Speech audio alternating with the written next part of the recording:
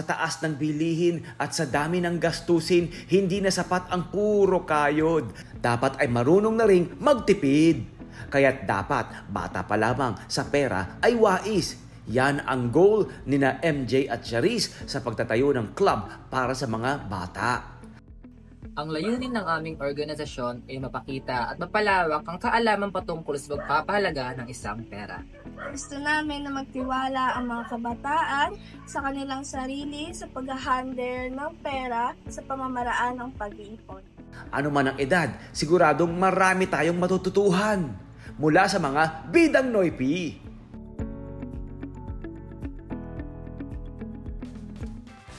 Ngayong umaga, matuto tayo sa mga kabarangay natin kung gaano nga ba kaimportante ang pag-iipon at paghahawak ng pera. Makakasama natin sina MJ Cortez at Charis Reyes, kasama ang kanilang ina na si Mami Cheryl Reyes. Magandang umaga po. Welcome po sa Net 25 at sa LTE. Welcome po! Welcome po. Thank you po sa pag-welcome po sa amin. Yeah. Nakapagkwentuhan na kami, my friend. Ang nanay, ang anak niya ay si Charis. Oo. At ito naman ay kasama ni Charis doon sa kanyang advocacy organization nila. Okay, Correct, umpisahan my natin friend. ito ha. Umpisahan natin sa mga kabataan na ito. Ano? Correct. Ito ilan taon na ba ang inyong samahan? Paano kayo nagkakilala? Ako po at si Charis po ay parehas po kami 16 years old at magkilala po kami simula pa nung aming kabataan pa po and ayun po. Ilang taong kayo nung nag-start kayo? 2022 po.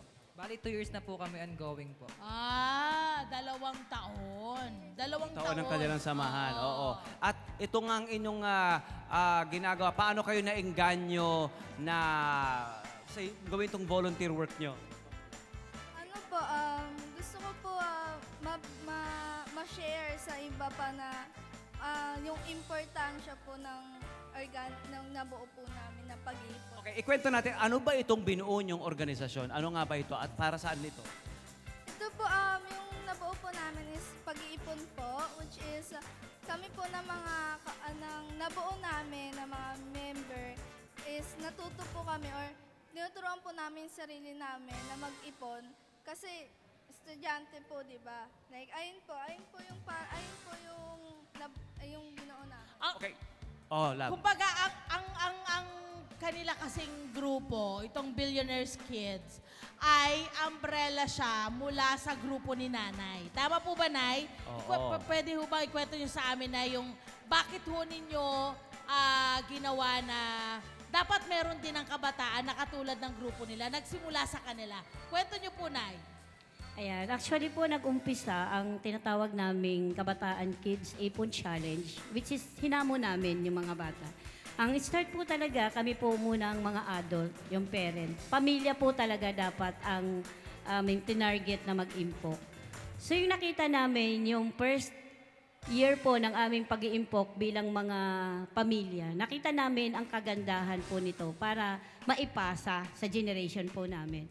So, una po namin, sabi ko doon sa aming mga male officers ng Save the Children na bakit po hindi natin isama ang kabataan, turuan ng financial literacy, which is para po may apply din nila sa buhay nila kasi hindi lang naman po sila isang bata, isa silang bata, which is kasama sila sa tahanan, vulnerable, silang unang makakaranas ng kahirapan na hindi pa nila kayang labanan. So yun ang aming nakita para sila din ay itap up sa program para sila magpatuloy sa next generation sa community. So sa maliit na edad, sa murang edad pa lang, tinuturuan na ng financial literacy. Matuto mag-ipon.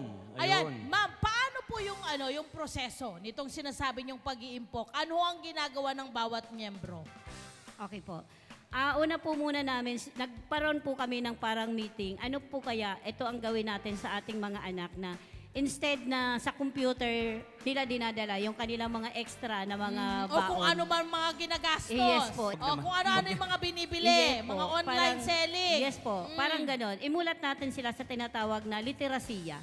Kung saan meron silang kaalaman patungkol sa pananalapi. Hindi yung paghingi, hindi sa pamamagitan na kung meron ng nanay ko, meron din po ako. Turuan natin sila paano po talaga nila tamang gastusin, ipunin ang kanilang pera sa future na din po.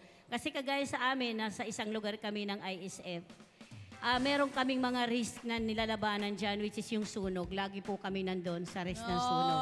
So dumadating yung point na ang bata po ang higit na nakakaawa. Kasi pag kami nare-relocate, sila po yung mga bata na nakatingin sa kalawakan na ano na kami ngayon, wala na yung bahay namin, wash out ng gamit namin. Parang nawawala yung mga pangarap nila. Yes po. Nasusunog din yung pangarap nila. Yes po. Ayan. Okay. Ilang miyembro po ngayon meron ang inyong Billionaires Kids? Sino ang pwedeng ikaw na lamang? Okay. Sa kasalukuyan pong panahon, ang miyembro po ng organization po namin ay nasa 15 po. 15. Okay. Paano tumatakbo itong organisasyon ninyo? Paano yung pag-iipon na sinasabi nyo? Anong ginagawa po ninyo? Ang ginagawa po ng aming organization ay base na po rin po sa sinabi niya kanina na ang mga kabataan or yung mga kamiyembro po namin ay nagbibigay po sa isang tao, yung treasurer po namin ng 20 pesos sa isang linggo po. So bali sa isang buwan, nagkakaroon po kami ng 80 pesos contribution po. Wow! Mahusay! At syempre, itong contribution na ito ay paano napapakinabangan ng mga miyembro or bawat miyembro? Base po doon, bali po nag-iipon po kami para po meron kasing tinatawag kaming goal na kung saan ay kailangan po namin itong makamit pagkatapos po ng isang taon or something. So bali po yung Doon nyo lang pwedeng makuha pagkatapos ng isang taon. Depende po, pero kung kailangan po talaga is pwede din pong kunin. Pero ang pinag-iipunan po namin is yung nakabase po sa plano namin na balak namin pong makuha katulad ng mga school supplies or something na emergency na kailangan talaga. Sa inyo, pangangailangan nyo, hindi pangangailangan ng pamilya nyo, ano? Wow, ang galing! So kapag sa isang buwan, ang tinatayang naiipon ng isang bata ay magkano? 80 pesos. Yes, 80. Tapos, saan nyo tinatago? Paano to? Anong sistema ng pag-iimpok? Meron kayo, nasa bangko? Pinipirmahan din, gano'n? Sa kasalukuyan po ay nasa isang tao pa lamang po ito. Okay. Pero ang mga balak po namin is sana makapag-bangko na rin po sa susunod na taon. Okay. Ito'y inumpisahan nyo sa barangay dito na pa lang? Okay. Ito ba'y plano nyong palawakin? Ma-inspire ang ibang mga barangay? Ayun Pwede ang- bang sumali ang ibang taga-barangay? Ayun po ang layunin po ng aming organisasyon na kung saan ay binabalak po namin mas palawakin pa ang aming organisasyon sapagkat ito ay malaking tulong sa mga kabataan lalo Totoo na po sa naman. amin. Dahil ang pag-ahalaga ng pera ay isang napakahalagang bagay. Oo, tsaka dapat nyong ma-realize, lalo na yung mga kabataan ngayon, ano, na yung perang nakukuha nyo mula sa inyong mga magulang ay dugot pawis kasi ang kanilang ibinibigay Oo. para kumita ng pera. And yung pagpapahalaga ninyo ay isang malaking kontribusyon din para sa kanila kapag ganun ang klase ng inyong pagtrato sa pera. Cheris, ikaw, ano yung mga naitulong sa'yo ng pag-iimpok mo? Ano yung mga naitulong na? Malaki po kasi ito nga po, yung nung mga nakarang araw, nung wala pa, may mga ano po kasi may bayarin sa school, like Yes. project, sobrang dami po talaga ambagan. Correct. Na parang sobrang, syempre po, ako, Anong natutulong sa'yo? Anong mga benefits na nakuha mo na? ano po, ang nabibili ko na parang napoprovide ko na po siya ng ako lang. Nang hindi ka na nanghihingi Ay, sa hindi na nanay po, mo. hindi na po. Napaka-beauty, napakaganda. Ikaw naman, MJ. Sa'yo, sa kanya, mga bayarin sa school at kung ano pangbili sa pang-personal. Ikaw naman, ano yung natulong sa'yo? Ang pag-iipon po para sa akin ay yung napakalaking bagay po na nakatulong po sa akin sapagkat same lang po ng sinabi niya is based sa pag-aaral ko rin po. And because of that, I can longer depend on my mother sa pag-iipon po or pag-iipon ng pera. Hindi na kayo magiging dependent na naman. Correct! Ito nga. So, pwede mo bang i-share sa amin, bro, tips mo, yung mga step-by-step na mga ginagawang pag-iipon. Halimbawa, kung wala tayong access para makasali agad sa organisasyon nyo, pero gusto natin malaman yung mga kabataan, ano yung mga pwede mga tips, starter tips para mag-ipon? Ang starting tips ko po para po makapag-ipon ko kayo, kung sakaling meron kayong matirang pera sa inyong binaon or allowance po, is magtabi po kayo ng pera dahil magagamit nyo rin naman po ito kapag kailangan nyo ng gastusin. And kapag doon is nagtatabi kayo ng pera, kung sakaling magkaroon ng emergency, hindi na kayo hingi sa magulang nyo sapagkat meron kayong itinabing pera para sa inyo. You can stand on your own po. Yes! Yun ang kagandahan nun. At kapag kasi ganyan ang naumpisahan nyo, magtutuloy-tuloy yan hanggang tumanda kayo. Ayan na. Ma'am, ano po yung mga naging reaksyon ng mga magulang nila nung inumpisahan nyo po itong grupo ng mga batang ito? Ano po yung mga nakukuha nyong reaksyon ng mga parents? Ayan, nung una po, lagi nilang sinasabi, hindi naman po natin maiaalis sa mindset ng isang Pilipino na katulad natin na ang hirap. Parang ganun agad ang magiging term nun. Oh. Paano ang hirap, magagastos din. Correct. So ganun, ang nangyayari, kailangan meron lang mag-stand na isa na sasabihin mo, why natin itry natin? Kasi wala namang mahirap na hindi pa nasusubukan. Tama naman. Dahil dun sa hirap na yon, makikita natin na kaya ang goal ng bawat isang Pilipino na iangat ang antas ng kanyang literasiya. Kasi kung hindi natin mapapasa sa ating generation, sino pa ang magpapasa nito? Kundi kami din sana ng mga magulang. Tama. Na kung saan Ma'am, doon nag-ugat. Ito po ay bunsod ng anong karanasan mo? Kung bakit mo Ayun. naisip ito? Babalikan po natin na sinabi na kami po ay galing sa isang informal resettlement area na kung saan kami ay prone sa lahat ng uri ng kalamidad, lalong-lalo na po sa sunog. Dumating sa point na 2 beses kaming nasunugan. So nakita ko, ano yung halaga?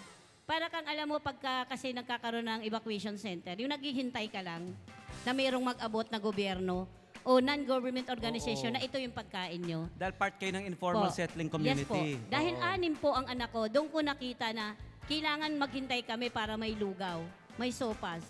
So bilang isang magulang, nakita ko siya sa hinaharap na paano kung hindi matuturuan ng mga bata sa next generation, ito din ang sasapitin ng kanilang henerasyon. Tama. Kumbaga, bago pa man mangyari yung sinapit niya, at least alam na nilang dumiskarte ngayon at gumalaw nang hindi na umaasa ng kahit kanino. But of course, I'm also saying na yung ating, ang government ay merong responsibilidad pa rin sa ating mga kababayan. Hindi naman sa hindi natin sila aasahan, but definitely meron din silang responsibility. Ang gusto lang ni nanay ay magkaroon sila ng madudukot kapag nagkaroon kayo ng emergency. Yung ganitong klaseng independence. Oo. Financial emancipation. Ika Oo. nga, hindi ba? Hindi ka aasa at... Yan na nga yung gusto kong itanong ngayon sa mga batang ito. Kasi sa eskwelahan, hindi yan tinuturo eh.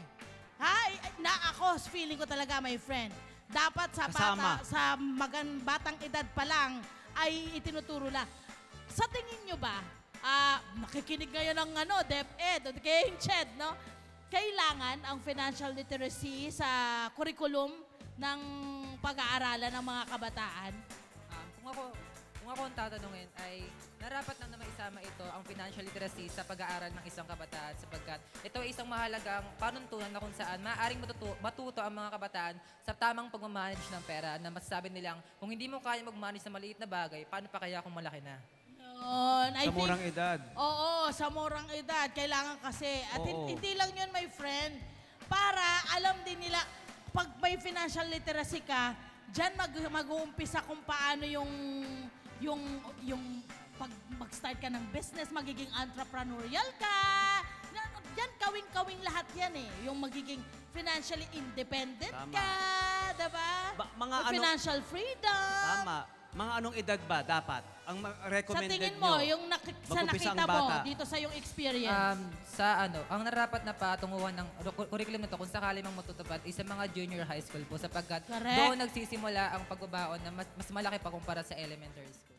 Hi! Sumama mo dyan na profile, mga Kanet 25. This is Love and New Verbo. For more love, to the pet, and everything updates, just click the subscribe button and follow us on our Net25 social media pages at Net25 TV and Net25 Entertainment Facebook. See ya. I love ya.